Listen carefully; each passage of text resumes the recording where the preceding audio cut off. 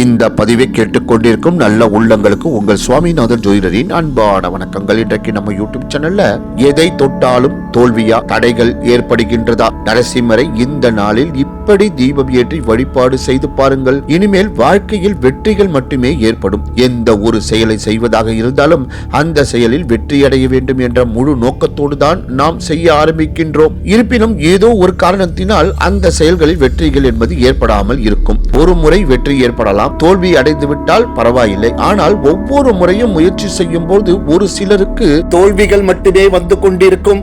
அப்படிப்பட்டவர்கள் நரசிம்மரை எந்த முறையில் வழிபாடு செய்தால் அவர்களுடைய தோல்விகள் நீங்கி வெற்றிகள் உண்டாகும் என்று இந்த ஆன்மீகம் சார்ந்த பதிவின் மூலம் தெரிந்து கொள்ளலாம். மக்களே, அதற்கு முன்னாடி நம்ம யூடியூப் சேனலை சப்ஸ்கிரைப் பண்ணுங்க, ஷேர் பண்ணுங்க, லைக் பண்ணுங்க. பதிவுக்குள்ள போயிடலாம். நரசிம்மர் வழிபாடு என்பது மிகவும் சிறப்பு வாய்ந்த வழிபாடு. நரசிம்மரை யார் ஒருவர் முழு மனதோடு வழிபாடு செய்கிறார்களோ அவர்களுக்கு ஏற்படக்கூடிய அனைத்து விதமான கஷ்டத்தில் இருந்தும் நரசிம்மர் காப்பாற்றுவார். மேலும் எதிரிகளால் ஏற்படக்கூடிய பிரச்சனைகளில் இருந்து காப்பாற்றக்கூடிய ஒரு அற்புதமான தெய்வமாகவும் நரசிம்மர் திகழ்கிறார்.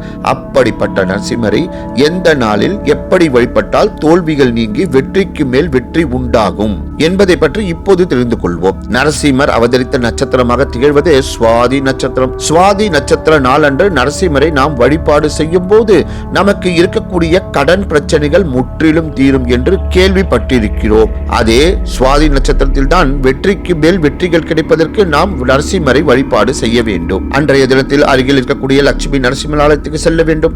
தங்களுக்கு எத்தனை வயது இருக்கின்றதோ அத்தனை எண்ணிக்கையில் நெய் தீபத்தில் லட்சுமி நரசிம்மருக்கு ஏற்ற வேண்டும். உதாரணமாக தங்களின் வயது 30 என்றால் 30 அகல் விளக்கில் நெய் ஊற்றி பஞ்சு திரி போட்டு தீபம் ஏற்ற வேண்டும். இயன்றவர்கள் தாமரை தண்டு திரி போட்டு கூட தீபம் ஏற்றலாம். பிறகு லட்சுமி நரசிம்மருக்கு துளசி மாலை மற்றும் தாமரை பூக்களை வாங்கி தர வேண்டும். அதே போல் வீட்டிலேயே பானகத்தை தயார் செய்து எடுத்துக்கொண்டு போக வேண்டும். அந்த பானகத்தை லட்சுமி நரசிம்மருக்கு நிவேதியமாக வைக்க வேண்டும். நம்முடைய பெயர் நட்சத்திரத்தை கூறி நரசிம்மருக்கு அர்ச்சனை செய்ய வேண்டும். பிறகு நம்முடைய வேண்டுதலை நரசிம்மரிடம் முன்வைத்து வழிபாட்டை நிறைவு செய்த பிறகு பானகத்தை ஆலயத்திற்கு வரும் பக்தர்களுக்கு பிரசாதமாக தர வேண்டும். இந்த முறையில் ஒவ்வொரு மாதத்திலும் வரக்கூடிய சுவாதி நட்சத்திர நாள் அன்று தீபம் ஏற்றி நரசிம்மரை வழிபாடு செய்பவர்களுக்கு அவர்களுடைய வாழ்க்கையில் இதுவரை அடைந்து வந்த தோல்விகள் அனைத்தும் விலகி வெற்றிகளும் அதிர்ஷ்டமும் அவர்களை தேடி வர ஆரம்பிக்கும். சக்தி வாய்ந்த இந்த நரசிம்மர் வழிபாட்டை முழு மனதோடு செய்து இதுவரை ஏற்பட்ட தோல்விகள் அனைத்தையும் நீக்கி இனிமேல் வெற்றி மேல் வெற்றியை அடைவோம் என்று கூறி இந்த சிறப்பான ஆன்மீக பதிவை நிறைவு செய்கிறேன். நன்றி, வணக்கம், வாழ்க வளமுடன்.